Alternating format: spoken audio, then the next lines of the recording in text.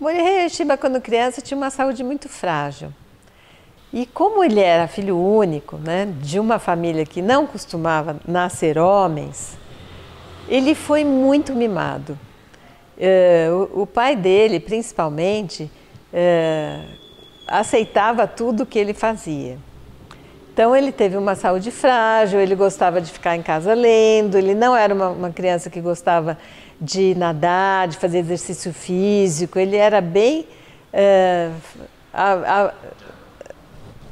ele era bem contrário a esse tipo de coisa, ele gostava mais, era de ler mesmo. O pai queria que ele fosse um menino forte, que gostasse de arte marcial, que gostasse de pescar, que gostasse de nadar, né? Que construísse um corpo forte. O pai dele forçou ele a praticar exercício. Você pensa, você tem um único filho e você vê ele frágilzinho, querendo ficar em casa, só lendo. O que você faz? Você incentiva que ele tenha uma atividade extra, que ele construa músculos. Ele queria que ele aprendesse a nadar, coisa que ele não gostava muito. Mas no fim, ele acabou incorporando. Afinal das contas, ele morava na praia e fazia parte inclusive da brincadeira das crianças, né?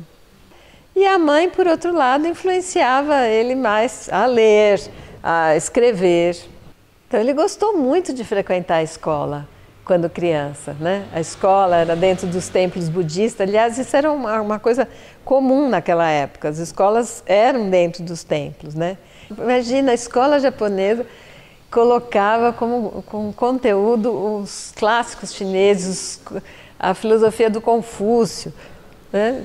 E ele ouvia sobre histórias de milagres e de feitos e lendas, e aquilo povoava a mente dele, e ele achava muito, muito legal participar disso.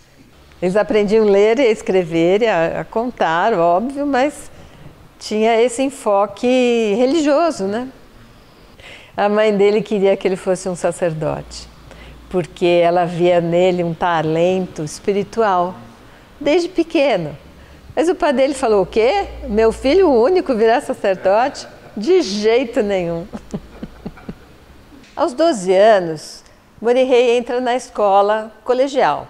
Mas ao contrário da escola fundamental, ele realmente não gostava dessa escola.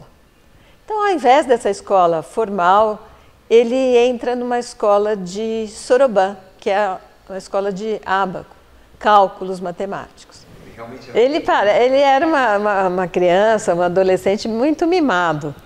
E ele fazia realmente aquilo que ele tinha vontade. E o pai dele aceitava, inclusive incentivava. Eu acho que foi por isso que o Morihei Ueshiba criou com esse espírito tão livre, né?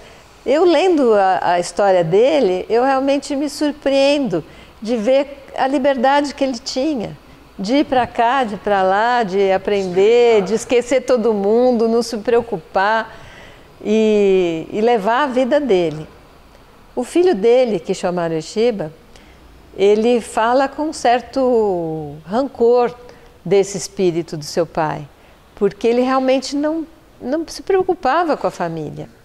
Não se preocupava se a família tinha o que comer, mas ele fazia aquilo que ele tinha vontade, o que o espírito dele chamava. E eu acho que naquela época, né, eu não tinha uma educação muito formal, assim, né? Então o Soroban era como se fosse aqui o Kumon, né? Que a gente coloca às vezes as crianças para aprender o Kumon, que é tipo um reforço escolar, né? Mas que dá uma profissão. No caso dele, ele conseguiu se encaixar, né? Por exemplo, o primeiro emprego dele, primeiro e único, né? Como calculava impostos, né? Uma coisa chatíssima.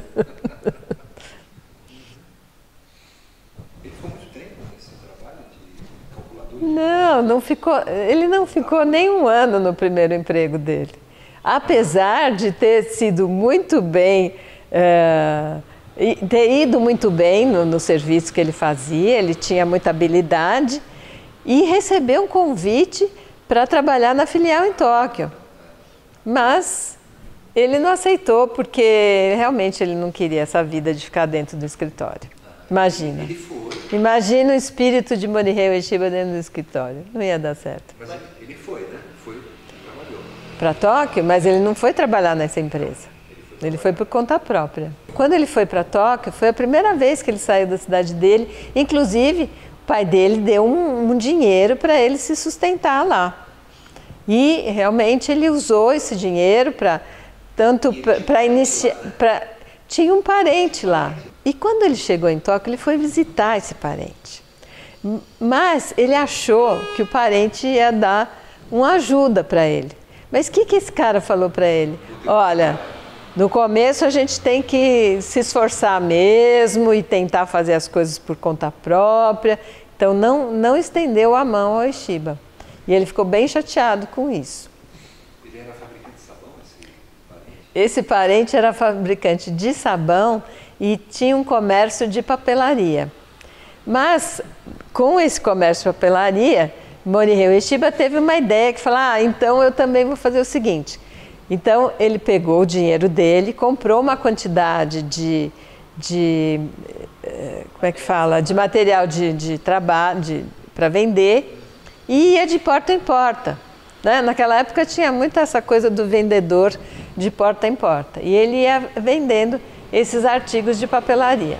Até que ele conseguiu juntar um dinheiro e montou a sua própria empresa, que ele chamou de Ueshiba Trading.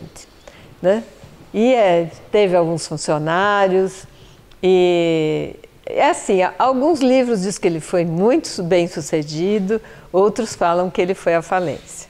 Em Tóquio ele já fez contato com a arte marcial, enquanto, né, nas suas horas de folga, enquanto ele não estava trabalhando, ele começou a treinar, né, seu primeiro contato com a arte marcial. E qual foi? Né?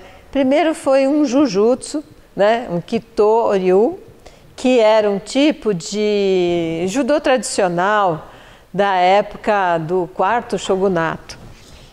E treinou Kendo também. Ele era novo, né? Ele tinha 18 anos e ele estava prestes para ser chamado para o serviço militar, nessa idade. E nesse momento, o que aconteceu? Ele adoeceu. Adoeceu, teve que voltar para Tanabe, teve que usar os últimos... A empresa dele ele deixou para os funcionários, não quis nada. E usou os últimos tostões que ele tinha para comprar uma passagem de primeira classe. Porque como ele estava se sentindo muito mal, ele não tinha condição de viajar numa classe inferior. Isso em Tóquio, né? Isso em Tóquio. Aí ele volta para Tanabe, diz que quando ele chegou em Tanabe ele tinha as pernas muito inchadas, diz que ele estava se sentindo muito mal. E aí ele volta doente, adoece. Ele volta e volta sem um tostão. Aí ele chega na frente do pai dele e fala: eu saí de casa com uma mala de roupa e estou voltando de casa com a mala de roupa. E faz um cumprimento pedindo desculpa para o pai. O pai cai na gargalhada, abraça ele e está tudo resolvido. Então, nessa época, depois que ele se recupera da doença, ele casa. É o casamento com Hatsu Itokawa. Como ele conheceu a Hatsu? A Hatsu ele conhecia ela desde a infância, porque ela é meio aparentada, meio prima dele. E Hatsu foi uma esposa exemplar e talvez seja um grande alicerce das aventuras de Ueshiba. Foi ela que escorou tudo, aguentou tudo e mudou de casa, de Tanabe, onde ela tinha uma situação confortável, ela estava do lado da família dela, tinha a família Ueshiba tinha posses.